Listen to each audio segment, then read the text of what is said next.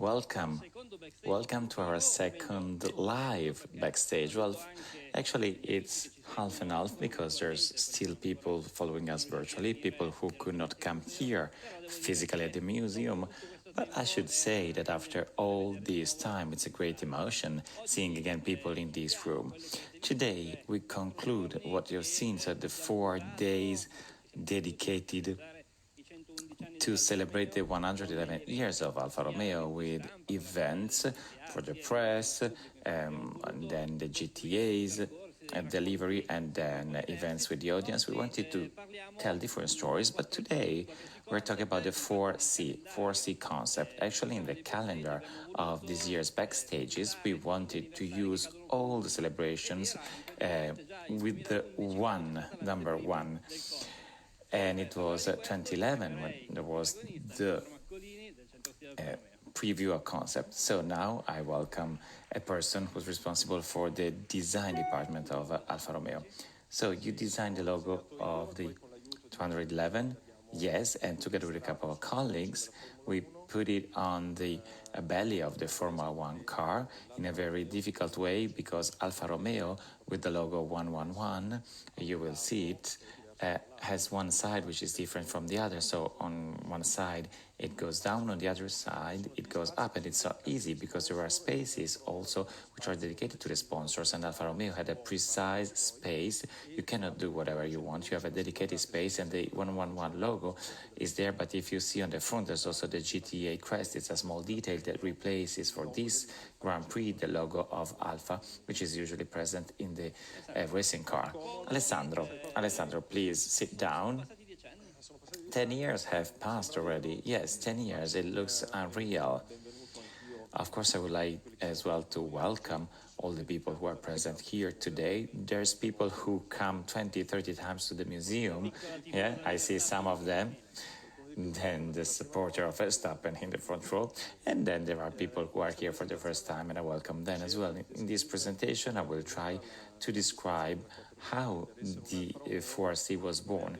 This car was not born randomly, so I try to tell you historically how the project was born, and if you visit the museum you will understand everything I say. Let's immediately start. I will show you several images.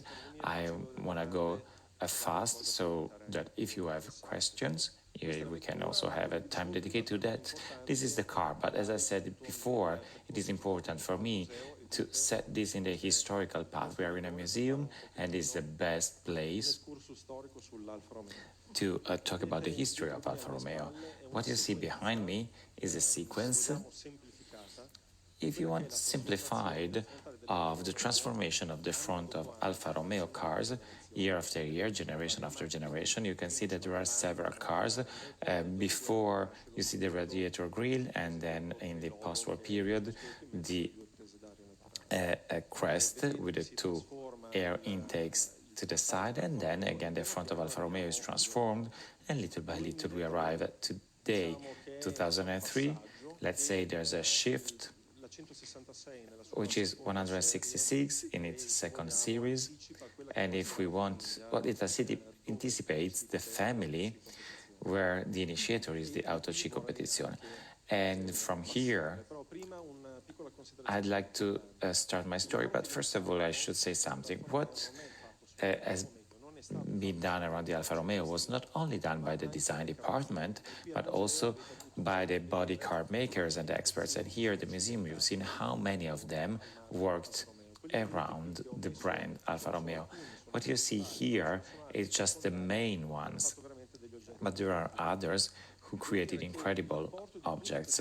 I must say that the help of all these car body makers enriched the Alfa Romeo, so you can see anything around. When you see an Alfa Romeo, there are narrow, short, long, round, square cars, foreseeable, unforeseeable, and that is the richness that we can go to when we think about our model. Let's think about the Auto C Competizione, 8C Competizione. It's an important model. It's the beginning of the 2000s, and there was a moment of decision. Wolfgang Egger was the new responsible of the design department, and he wanted to define a sort of initiator. So, as I said before, many car body experts work at the Alfa Romeo. He wanted to have one as a flagship, as a starter, the initiator of something. And you see the mood board that was originated around the 8C. Several cars you see up left, the Alfa 33 Stradale, which today is in the museum and was not there the other day. Yes, because it was in Rome and then it came back. It's beautiful. And then Disco Volante, Giulietta Sprint Coupe, all cars who served as an inspiration for the 8C Competizione.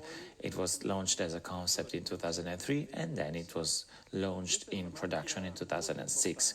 It was a very important car because, as I was saying before, it was putting again in order the fundamental elements, and Alfa Romeo wanted to follow to define the new cars that would be produced later on. And one of the elements that I like to remember and remind you always is the dictionary of Alfa Romeo. These 4 words, among many others that we have, represent Alfa Romeo history, traditions, language, heritage. They belong to this brand. They are not from other brands. But we will see later on how these words, mixing together with other important words, can be used to give us an indication, a path. One of the fundamental elements of 8C Competizione, as any other Alfa Romeo, is the front. So, as I said, the crest with the 2 air intakes is the business card, and there are no other elements disturbing this trilobate element, and this was one of the elements that had to appear on the car. And then another important thing, Alfa Romeo is made of proportions. There are no elements of over design, but when we can, we often try to work by eliminating things. The car must be beautiful from far. From far you see the proportions, the volume, you don't see the lines. And then the muscles, the 8C Competizione, for those of you who know it, it's nice to touch because the volumes are very sensual, very nice. And these are the words that came out of the research for the 8C competition. So you see the yellow lines, the design sections characterizing the car, and all this, as I said, those 4 words that I mentioned before, mixed with other words, which are more general. Also, other brands can use these words. Dynamism, proportions, agility can be used by Jaguar, BMW, any other brand. But I would say that in the context of this vocabulary, they create a starting base which is very strong to design the new Alfa Romeo cars. From this vocabulary, the first cars that come out are the Mito in 2008. Many of you still has the Mito. Raise your hands. Young, not so young. When we had the Club Mito meeting, Lorenzo, the average age was 23. Yes, they are very, very young. There's a huge number of people with the Mito. It's fun. I was the oldest one. Anyway, a Mito in 2008 and Giulietta in 2010. You can see as the DNA of the brand was then transformed in the 2 cars. Mito had to be a sort of remake of the 8C. It was impossible to do that, but we managed to do that. It was a super successful car, and the Mito today, if you see it on the streets, is still very recognizable, even if it's not a new car. And the family is completed. You see the 2003, the 8C concept, and then until 2011, when we present the 4C concept in Geneva. Let's start with the description of this car. Who knows the Scarabeo? Not very much. Not many people know the Scarabeo. It's a very peculiar car. If you see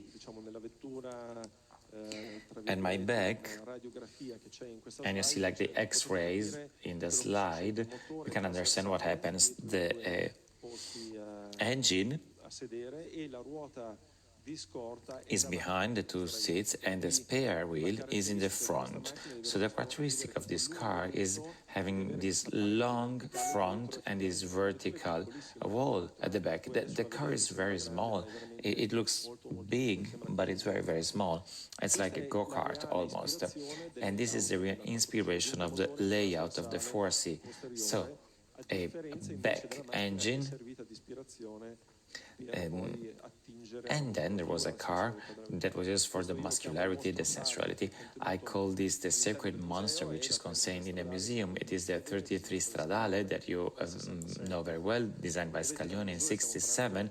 As you see from the sizes, it's a car which is less than 1 meter. I could only fit if I stay bended.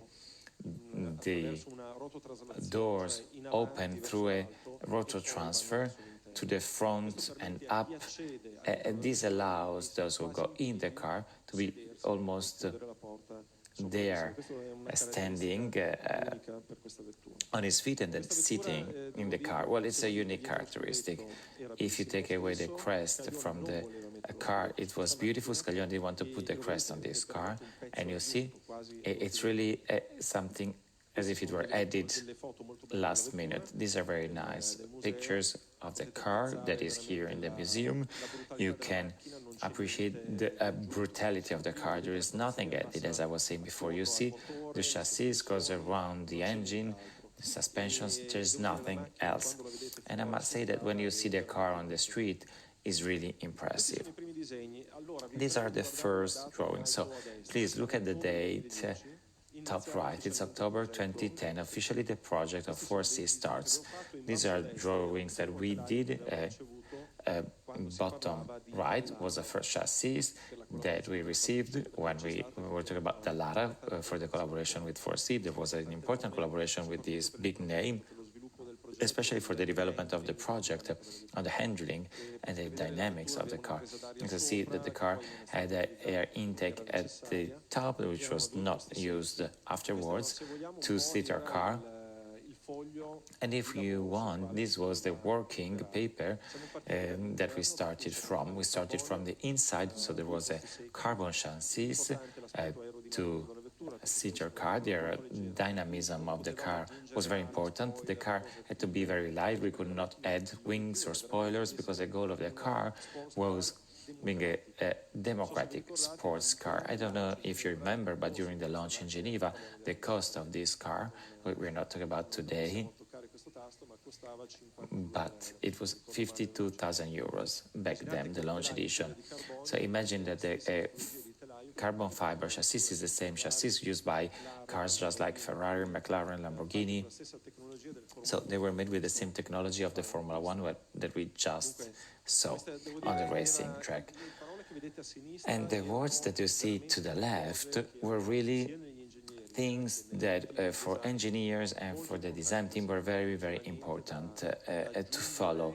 There was nothing to add, and we discussed a lot, and also with Bagnasco, who was here to present the GTA with me. We discussed a lot on what we could do and could not do.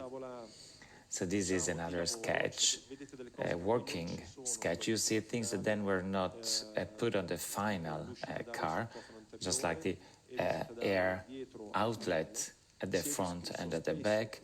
We discussed often with the Lara where to have an air outlet below or on the top of the car, and then we decided for the part below the car. If you look at the bottom part of the 4C, they're gonna do that, you know. Well, okay, they can go below and they will see the air outlet for the cooling of the radiator. These are other research drawings. The car was already in preparation, and there were also different solutions for the back. So what you see now are drawings that you will see also around us. You can have a look at them. These are research sketches that were used to generate the projector and the headlamps that you see on the car. It's very conceptual. I will tell you later what happens in production, but this was the working bench around which me and two more people were working. So the two people that I will introduce later were the model makers helping me. So you see the drawings. This is a clay model on a 1:3 scale. It's a very important scale, and this scale allows you to manage very well the volumes of the car, the details of the quality, but still moving around the model.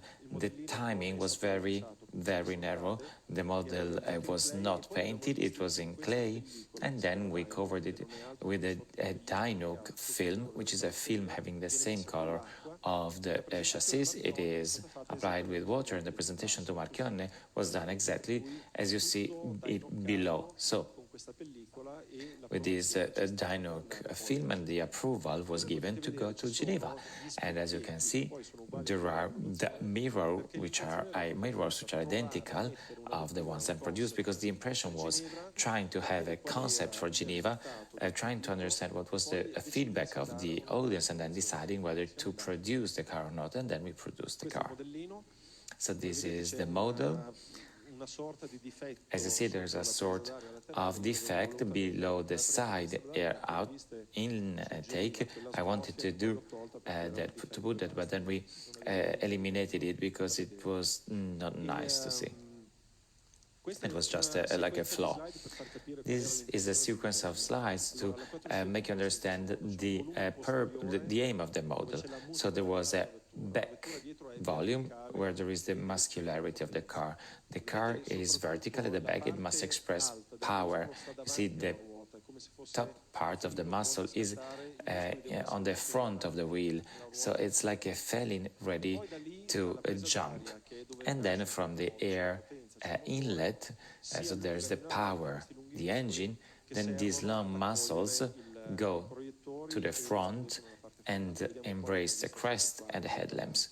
You will see it in another slide. And then there's a line, belt line, which is like the profile, the silhouette of a Formula One on the 4C, the blue one you see here with the carbon roof. If you took it away, it has the same lines of a Formula One car. Here you can see the volumes that we wanted to suggest somehow. When you look at the car, you see that these lines are not immediately perceivable, but when you go around the car with the light, you can see all these suggestions, and it's very nice when the car is moving. December 2010, so October, November, December. Starting from the end of October to December 2010, we went from design to model on a 1:1 scale. 5 months were spent to do this model. You can imagine, what do you do in 5 months? You go to school, you work, what happens in 5 months? It's a total mess. And in February happens what you think could never happen, but in the end it has to happen, otherwise it's a disaster. But I will tell you something later. So you see the model, the one you saw before in Dynoc, left and right. It's near Christmas. There's only 2 people working on half a model. To the left you see that there is no model. You work on one half, because then you do the scanning, you duplicate the other part, and that model is used for the molds. So you see this person on the hood. Now with the computer, we work a lot with algorithms, mathematics, sophisticated tools, but I assure you that what is done by that person with a piece of wood, it's just a piece of wood that can vary in length. What those 2 hands and the brain do is incredible. There's a craftsman, there's a knowledgeable people who knows how to create a car. And to the right you see there's resin, and it's a lot of work. January 2011, there's no time to create a model for the interior, we do the mathematics algorithms, because at the end of the February, the car must be ready. The car arrives in Geneva the first week of March. So again, there was a rush. It was incredible. So the internal elements are very important. These are nice drawings representing the concept. I will then explain you the difference between concept and then a shift to production. And here there's like a dozen people around the model. In this stage, anything happens. You will also see this in the next image. It's at night, it's around 10 p.m. At the end of a working day, people are tired, but we have to continue working. During the last month, model makers work on 3 shifts so that we cover 24 hours per day of activity. The designers are always the same, so we take shifts as well to always be present. So what happens around such a model? You see to the left, there's a person with a grinding wheel on the model, then you see a part painted, and then you see in this slide a moment of check around the car. The car is almost assembled. They are preparing all the pieces. Another moment when the model makers are all gone to have some rest. Then the activities continue. The rim, which is the one you see on the car, which is very similar to the one which will be produced, the dashboard, which took its shape, and something which hardly you see. This is a small piston that you have at the back of your headrest and guarantees the amortization of the headrest. And then an image which is very nice to the right. You've seen people working with a grinding wheel, so it's a very heavy work, and then hands that we touch the red on some push buttons that you will see on the central console. So it's a very intense 360-degree work, but it's also very fun. This is the car presented in Geneva in 2011. The 4C was the last car to get to Geneva. We thought it would never get there because with Switzerland there are problems of customs during the weekends, and the car arrived trying to avoid the most important customs in order to get to Geneva on time. It was the last car to arrive. There was a Giulietta with a special version ready to replace the 4C because we didn't think the car would arrive. But the night before, at midnight, the dashboard cracked. The responsible of the supplier wanted to disassemble all the internal parts and reassemble it to fix it. I assure you it was craziness, but it's part of our job. This is the car with a very specific color. The car was matte, and in Geneva the result, you see here it is nice, but the car looked like it was pink. Then in the following presentations the color was changed and it became this one. Few images in our courtyard at the design department. The car is very compact. This is a nice detail. It was the 150th celebration of the Italian unification, and all the cars of the Fiat group had a flag, Italian flag, on the stands. So I remember Ramaciotti asked me, we have to think about something. I said, we already did it. So the shape that you see, the stem supporting the rear window, suggests the pole of a flag in the wind. So there's a natural moment. It comes from the chassis, the body, and supports the carbon rear view. So the Italian flag is symmetrical, so just like in the diplomatic body. So the green is attached to the pole. In this case, the pole is the car. That's the reason why on one side it looks like it's reversed, because everyone asks me, why is it in the wrong way? No, it's not in the wrong position.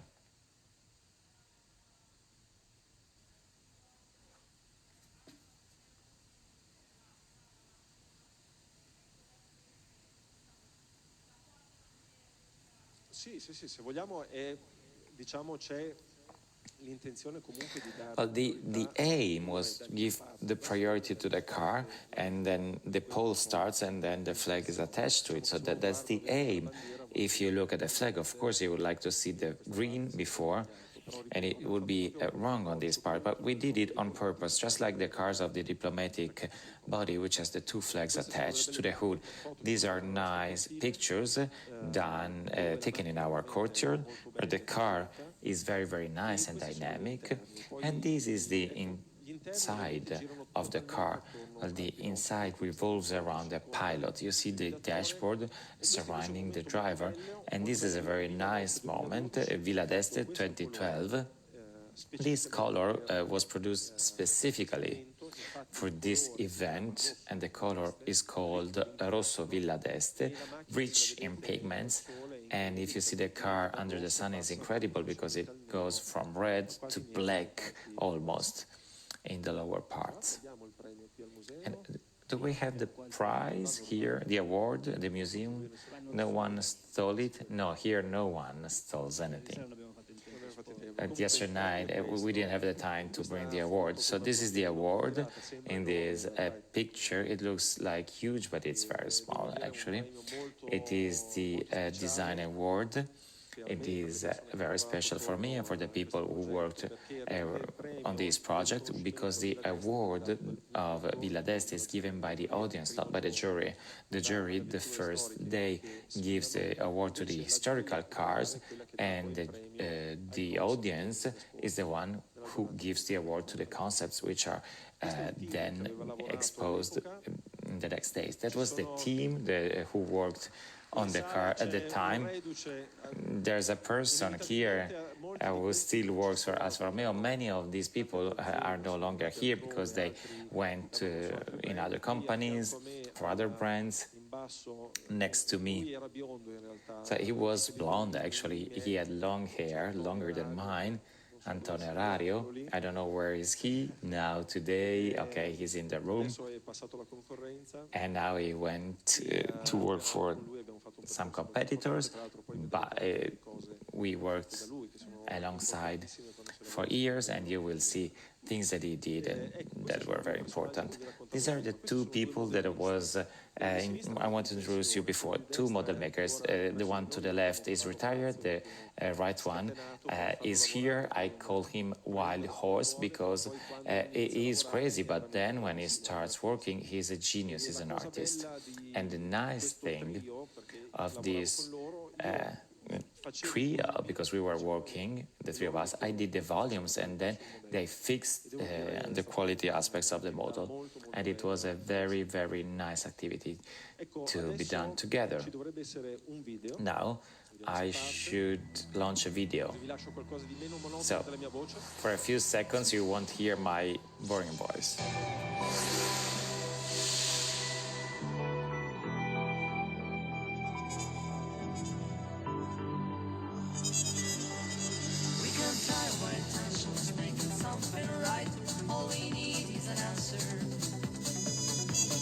Play with our emotions, doing something override. All we need is an answer, an answer, an answer.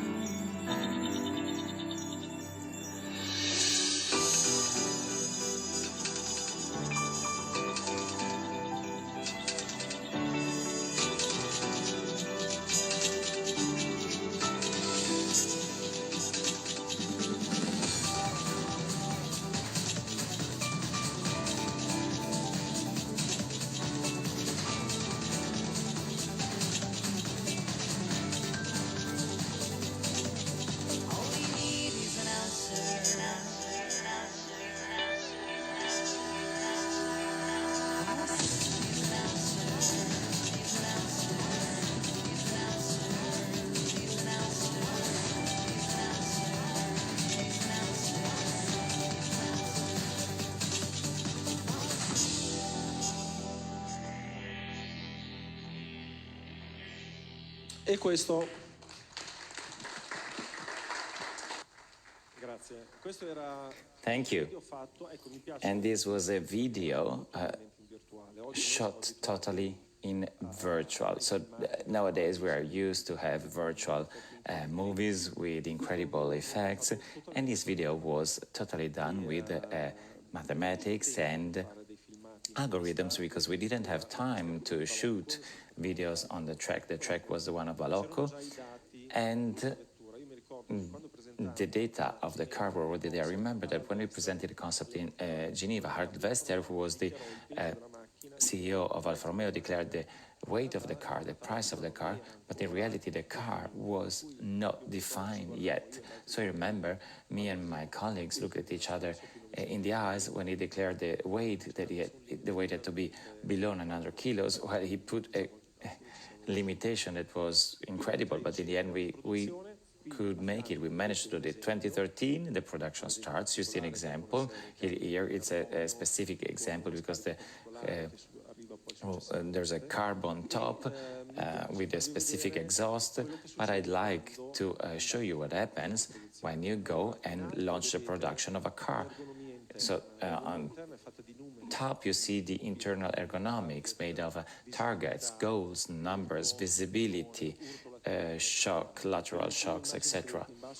Those two images to the at the bottom are the algorithms that Antonio created and are used because you have to test the car even though the car is not present. You have to do the aerodynamics calculations that you need to do the homologation of a car. You cannot get there randomly. And then these are slides that I stole at some meetings I worked at. You see that there are elements relative to the shock, also competitors. So this is what happens when you design a car, but this is just an extra. I can show you thousands of slides like this one when there are meetings over meetings. This is another nice image. The car was not existing yet, and you do the CFD, so the calculation of aerodynamics through softwares. So this is a very nice stage, especially when you go to the wind tunnel, and this is a comparison between the sports car and the coupe. There's a note to the right, and these are moments of work. This is not a presentation. These are slides stolen from emails that we shared with considerations on the project. I like to say that this is not an Andy Warhol painting, but it is what a car produces when it is tested through softwares for the computational aerodynamics. What you see are the waves propagating around the body of the car. In red, you see the pressures and depressures on the car that make you understand a lot of elements with the car. Look what happens behind the rear view mirror. This is what happens around the 4C, but it happens around all the cars that we drive every day. It is important to optimize this because this means performances. As today, this also means a lower consumption and emissions. This is a very nice moment. We are at the wind tunnel in Dallara. I like to remind this name because we are talking about the top.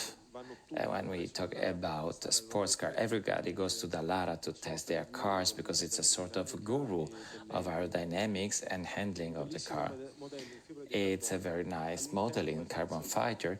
Inside it is very functional, so there is a car but and all the other elements. The white parts are the parts that are replaced. So it's a quick prototype. They are disassembled and assembled to understand whether the previous or the next solution is better or worse. And I must say that this was one of the most interesting moments because the car started to take its shape, and even though it's small, you see the wheels start rolling. You see, this is the level of details. You can see the grille in the front and the back. You can see the exhausts. The scale is 1 to 3. This is a slide summarizing the macro differences that we have between the concept car and the car that was produced. Of course, the first thing that we lost is the rear view, unfortunately, but it was also luckily because we broke it twice and the cost was more than 4,000 euros to fix it, because as you see, being attached to the door, this implies also painting the entire door, and It's 3 layers, so you also have to repaint all the side to avoid problems of matching colors. The headlamps, well, unfortunately, we had to fight, but I must say, for the front, it was a matter of weight. Imagine that the front weight saves 5 kilos compared to a conventional projector. In the famous logic of price, lower than 2,000 euros, so 1,999. Also, the 4C had to declare a weight less than 900 kilos, and the projector was one of the fundamental elements in this. And then a short anecdote: when we inserted the projector in the 4C sports car, the Spider, because we thought it was fittest to the car, actually the customers who continued to buy the coupe and could put the projector, they continued to buy the projector as in the original version. So if you want, the coupe was then accepted with this strange projector, and the Spider had the other headlamps. There was sort of a natural division. Now you see sort of a puzzle with the elements of the car which was produced. We modified some elements of the concept, and I'm gonna shortly start you the heart, the carbon fiber chassis, 65 kilograms. You see the weight of the carbon chassis. It's an exceptional component. If you see it naked, it's impressive. And in this sequence, you see what happens around the carbon chassis. This is the soul of the car. What should not be touched when you have a car crash, because if you touch this, it means that the pilot, the driver, is in danger, but the chassis is very resistant. And then there are aluminum elements to the front and to the back when the suspensions at the engine are placed, and we mount the engine at the back, and then all the elements that support the panels, suspensions, wheels, and then the final body of the car. Quanto sia un po' come la 33 stradale che vi avevo fatto vedere prima. You see that it's similar to the 33 stradale. Look at the skin. Look, there's nothing between the skin and the mechanical part. Anything goes and revolves around the mechanical part that has to be covered. Okay, another element on the inside, and then we conclude. You see, but I like to see the top part of the car, because I consider it the nicest part of the car, the one which is less visible. It's very nice because it has a dynamic geometry. Look at the graphics of the rear window with the side windows. You see the waves that create air outlets. Well, what about the inside? On the concept, as I said, we put the pilot at the center, and then everything revolved around the pilot, the driver, instruments, panels, etc. We couldn't allow this for the cost, because we had to create components rightly for this car, and for a logical production this can never happen, and then also because this meant adding weight to the car. So we went to the opposite direction. Instead of having all around the pilot, we put everything in front of the pilot. And if you look at this drawing, here there are study drawings, and then there are final drawings that you've seen previously, but everything happens in this small tool behind the driving wheel. And we are really very close to a Formula One car. Anything you need is in front of you. You don't need anything else. There's two nice seats in leather, but that bring us back to the concept of a tailor-made Italian car with a nice color, with the logo on the headrest, and then of course a small tool that gives you all the information you need. I wanted to put this slide because here there's some people who drive the 4C. You're very lucky. And I'm sure that they feel the 4C like a motorbike rather than a car, when you sit, when you hear the roar, because every cigarette, every pebble is felt below the wheels the first time, you get worried because you feel you're breaking it, and then you realize it's normal. Just like when you drive a motorbike, you've got this feeling on the 4C, and you've got the feeling of being one with the car, exactly like it happens on a motorbike. There was a shift on the Spider version, sports car, just a few drawings, because then the car was born on the mathematics and the physical model. 4C, a convertible car, which was presented in 2014 in Geneva again, and then you see a nice image together with a coupe. In this image you can see the back hood. It's hard to say whether the coupe or the Spider was better. Maybe I like to say that the Spider version is even nicer because it envelops the engine and it shows it, and it's even more comfortable to drive, because when you turn your head you see very well the road. With the back window in the coupe has a narrower window. We are almost finished. To the left, the 4C is receiving the engine through that yellow arm, which is then controlled by a person. This picture was shot by Stefano, that you see on the floor, like the soccer players who roll on the pitch. We are in Modena, and you see people assembling the car, and the car is then ready to get out of the factory. At the time, maybe you remember Steve's video, there was a special pilot, a special driver for the road version.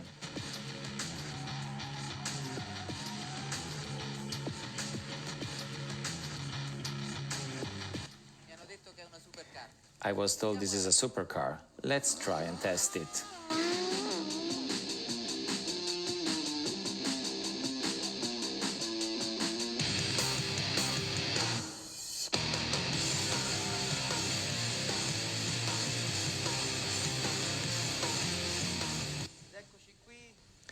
Here we are on the Palocco racetrack. This new Alfa Romeo 4C has an impeccable driving position. The handling is fantastic. The front of the car is very precise, the driving wheel is very light, but when you start curving, it gets stiffer, just like the racing cars. Also in the quick curves, the car is very precise, incredible stability at the back.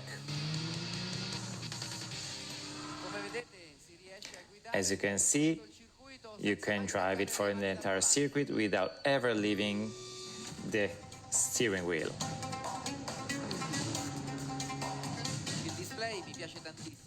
I like the display very much.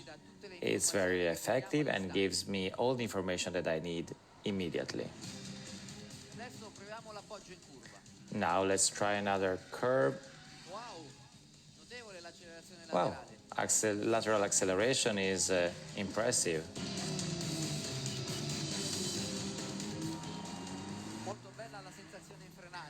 The feeling when you brake is very nice, the acceleration is quite high, and the ABS, you almost never feel it. Excellent driving feeling thanks to the mechanical gear.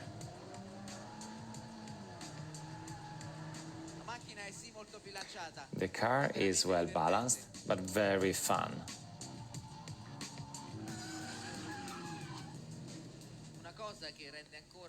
Something which makes this car even more racing is the roar of the engine.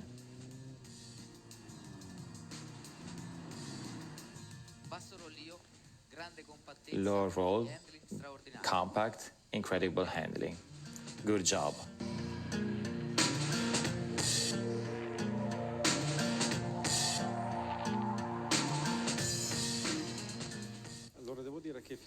I must say that Fisichella did a great review. I talked with him the night of the presentation. He did a great review of the car.